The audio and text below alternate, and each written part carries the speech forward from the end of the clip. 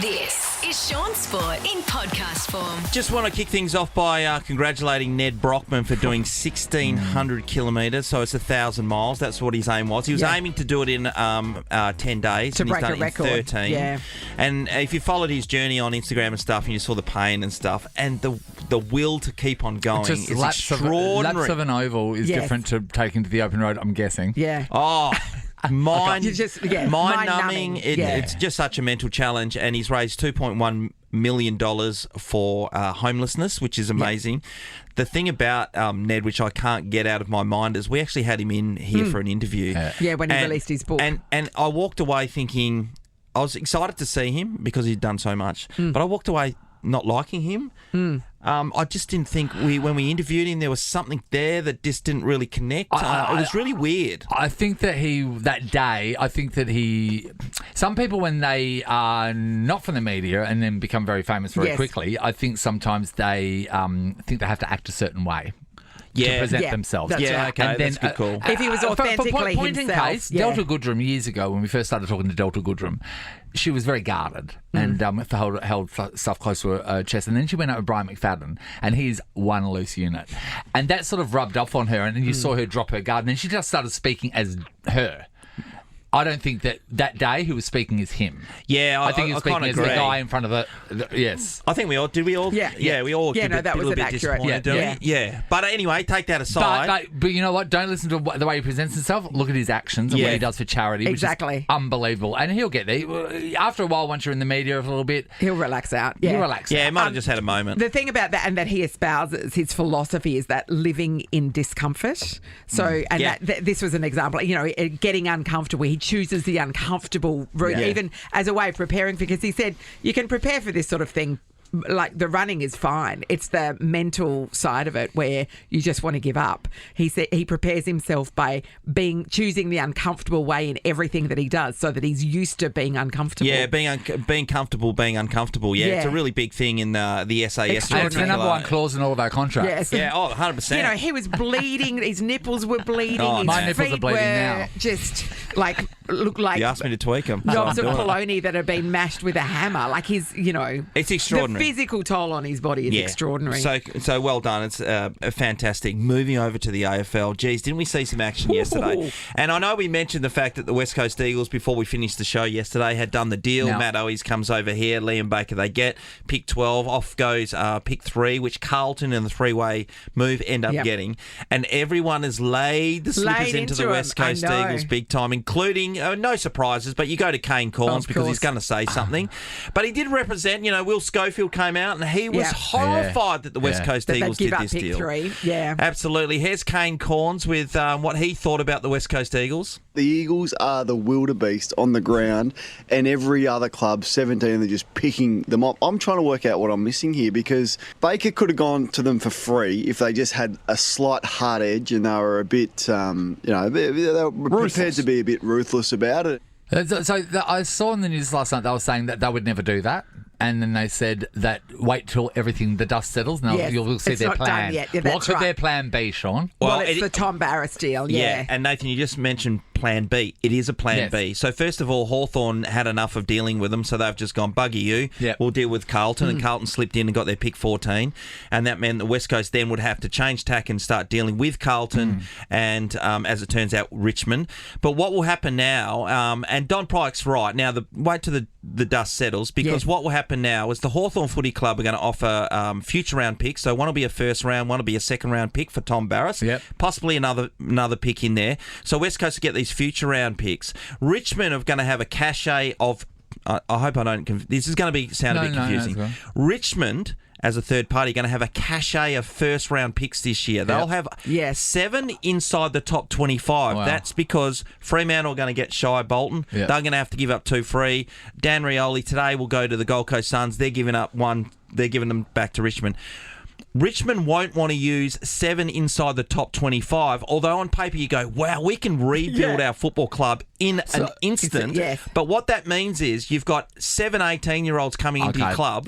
And no you can't be experience. competitive. It's like I buy a shirt in each colour. Like if I like something, you need one in each colour. You need different ages, you need different experience. You can't just load it all there, because then you've got to wait for the exact point in time in the future when they all come into fruition. So That's they're right. You know gonna- what happens in that meantime? People get the sack. So they're going to trade them away for somebody experienced. Who have they got? No, Who have they not got for? experienced players. What I'm suggesting is what the West Coast Eagles could do is have their futures, right, Yeah. that they're going to get from Have a Hawthorn, credit Tom note. Farris. Yep. They'll go, hey, Richmond, you don't want to use so all just yours up trade the this year. picks. Give us these two, whatever they are. We'll give you those for next year. Therefore, Yep. Richmond's still got a strong hand, maybe 5 instead of 7. And then the Richmond Eagles now have have got a got strong hand for next season, and the West Coast Eagles get those picks. But they have stuffed up because they didn't get the deal done with Hawthorn. Now they've had to wait and go around in circles and around in circles to get into an area that half looks all right by the end of this trade period. The other thing with the Liam Baker deal, because on paper you go, oh, it's pick 3 for Liam Baker plus Matt Owies. Take Matt Owies out of it, but for Liam Baker, because he's the one that they committed to, is that when you look at the history of the West Coast Eagles having low draft picks, you find out that you would never give up low draft picks unless you got a superstar. And I'm not saying he isn't, because he's a great player and he's a great person. But Ning Natanui, pick number 2, generational talent. Yeah. Harley Reid, pick number 1, generational talent. Pick number 3, which they've had previously only once before, Chris Judd, generational talent. Yeah. I know, The but you guys say down the that- pointy end of the plane are amazing. Yeah, they are. Jeremy McGovern. Oh yeah, mate. We're not here talking Yeah, about the Matt Priddis. We can there tell is that. still We can value- tell that story Yeah, for 100 I know, but times over. You can focus on the low picks, but there is still value in the high picks. Yeah, but they can get Yeah, the high you've gotta picks and search use through it, them and there are still to nuggets. get the Jeremy Yeah. McGovern. And in the meantime, you've got the generational talent. So that's where people are just a bit put off by it. And if you're a West Coast supporter, they would have been. Yeah, but but it's now not all talk that's through all the lost. number 1 picks who've gone nowhere. Like Wow, not in recent times, Yeah. Nat. No, I It think does everyone, happen, though. but top you only, 10, yeah. No, I'd argue the point because everyone goes back to stuff in the past. They're not. They're not that dumb, mate. But you They're just not gave that dumb. example of when it's worked in the past. There are times when it doesn't work in the past. This What I'm saying, this it could go exact either way. argument, take the football out, is had by many couples. Stop bringing up things from the past. After bringing up something from the past. No, but I'm just saying that. Yeah, okay. Well, Yeah, the West you can Coast focus Eagles. on what potentially they're missing out on, but also there is value in later picks. We've seen it. History tells us that. Yeah, but it's just At you the know what moment, it is. You if know what you're it is? picking a top player in the top 10, you do not get it wrong. Yeah, so You just what you're don't. saying, but the later picks, it's a lucky dip. You could get a great prize, or you could get a toy watch. Yeah, well, Dean Kemp was in the 70s, that kind of stuff, and all that kind of stuff. No, you can pull one out of the fire, and Jeremy McGovern's a great example because Matt he couldn't. Priddis is another one. He couldn't run around the block. Yeah. Literally, and everyone said, no, he can't play a foot. He can't run length of field. 6-time All-Australian. And he's been an absolute superstar. That's their.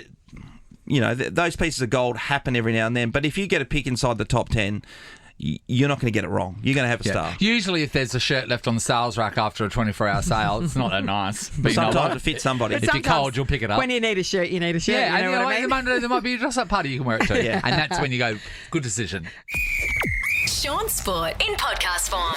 CBass is in the house. Caitlin Bassett, one of the greatest netballers we've ever produced in this fine state. Actually, you're the number one. You by and a Jill mile, McIntosh, actually. I reckon. Jill Don't you reckon? McIntosh. Yeah, maybe. Yeah, both of us. Why not? Yeah, she doesn't I'll have a take big it. wee-wee though, does she? No. No, exactly. No, yeah, I'm talking to Big Wee Wee a little bit later Yes. on, Sean. We certainly finding will. out if he's going to crack and tell us what the missing word is. Exclusive interview. We will be. In the meantime, though, last night, if you were watching Paramount Plus, you would have seen the Socceroos taking on Japan. And I mentioned yesterday, Seabass, I was talking about Tony Popovich taking the reins, and he's got this hard-ass style. And I believe it was going to be a good move for Australia.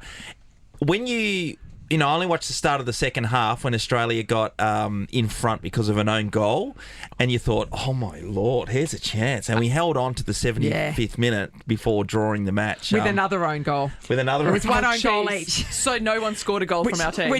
And no one's got to go from there. From their team. Well, they scored 2 goals for us. No, we scored a goal. We scored a goal for them. it They was scored a one goal own for us. goal each. Oh, Yeah. yeah. Yeah. Excellent. Oh, that's nice. That's You even. know what I like? Polite sport. But there was a bit of controversy, though, because at the start, the Australian team were late 2 hours. There was a traffic Stuck accident on on the the bus. freeway, and they only had 28 minutes but from when they arrived to when they had to start the game. And the Japanese, for what it's worth, said, can we push the game back a bit to allow them to warm up properly? I love the Japanese. And whoever the governing bodies said, no. No, FIFA, yep. Japanese are the loveliest people ever. Like, And they make good food, no? I can probably safe to say you've never played Japan in football, have you? Absolutely not. Do they have an AFL team over there? Yeah, I'd say They so. probably would now, yeah, but it's especially probably being the expats. Asian Yeah. area, Yeah. we would be. This is Tony Popovich after the game. It was well seen that it was a wonderful character from the group. They're very resilient A lot of changes, a lot of players coming in for the first time, and just proud of the group. And we're happy with the result, of course, but I'd like us to get to the point that we expect more from games here.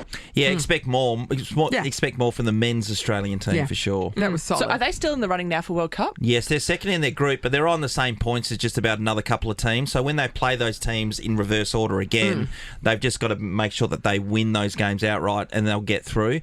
The problem in the next couple of years is still being able to find someone who's going to put it in the back of the net rather than own goals. Rather than relying on the other team to do it for you. I can't question their intensity and their will to play and really have a go. And particularly under him, you know that they're going to be very difficult. Moving on to the AFL, and the trade period continues today. I don't know what's happening at the present times. We do know that the Fremantle Dockers, Richmond and Hawthorn and the Gold Coast are still involved trying to get deals done. And Don Pike was one who had to come out from the Eagles yesterday, you would have seen, Caitlin, because he had to defend what happened with their trade.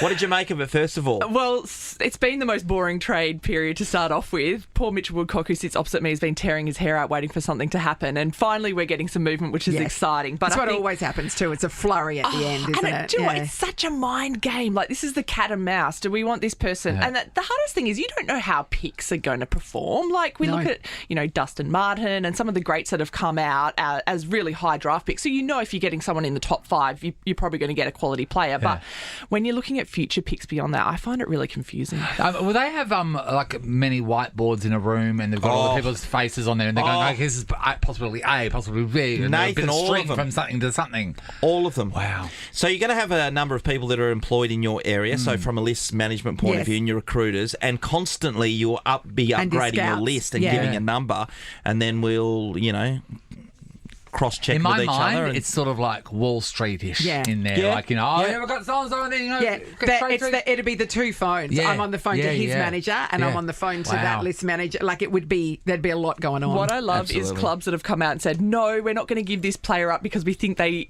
this is what they're worth pick-wise. And it's like, they've never played the year, they've been in Waffle, or they've been playing in There's reserve always grades. someone, though, that's trying to sell like an old ute on Gumtree for bloody $20,000. Like, come on, mate. We don't want them, but we're not going to give them up to you easy. 100% over. We're going to be catching up with Fremantle's list manager, recruiting boss David Walls tomorrow. But this is Don Pike defending his position.